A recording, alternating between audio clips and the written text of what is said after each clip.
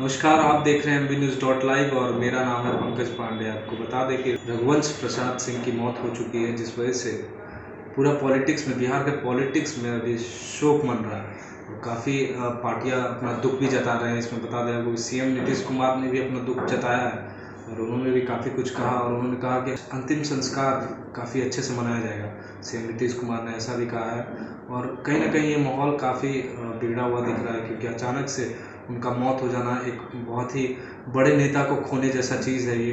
तो आइए इस खबर पर थोड़े विस्तार से नज़र डालते हैं। पूर्व केंद्र मंत्री और बिहार के प्रख्यात समाजवादी नेता डॉक्टर रघुवंश प्रसाद सिंह का अंतिम संस्कार पूरे राजकीय में सम्मान के साथ किया जाएगा।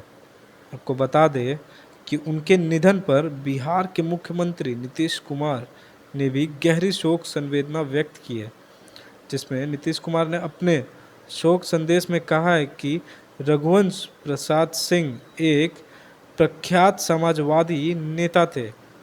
वह स्वर्गीय कर्पूरी ठाकुर के मंत्रिमंडल में कैबिनेट मंत्री रहे, साथ ही उन्होंने 4 बार वैशाली से लोकसभा का प्रतिनिधित्व किया।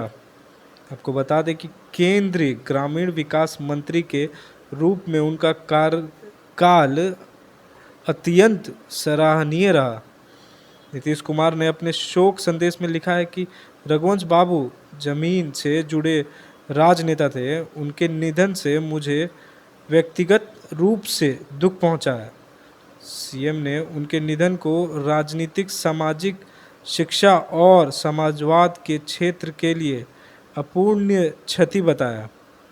इससे पहले नीतीश कुमार ने रघुवंश बाबू के निधन के बाद उनके सुपुत्र सत्यप्रकाश सिंह से फ़ोन पर बात कर सांत्वना भी दी।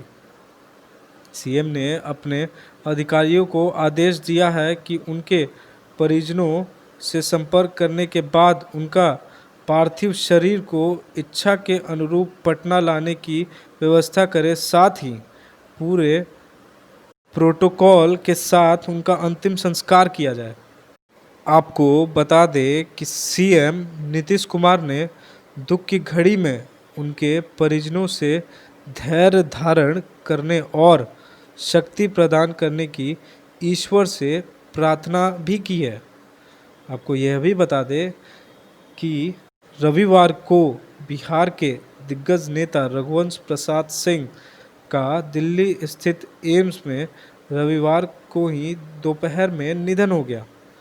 आपको बता दें कि परिवार से मिली जानकारी के मुताबिक उनका अंतिम संस्कार वैशाली जिला स्थित पैतृक गांव में किया जाएगा। तो हमने देखा किस तरह से नीतीश कुमार, हमारे CM नीतीश कुमार ने क्या कुछ बोला, किस तरह से सारा सब कुछ किया जाएगा, उनका अंतिम संस्कार किया जाएगा।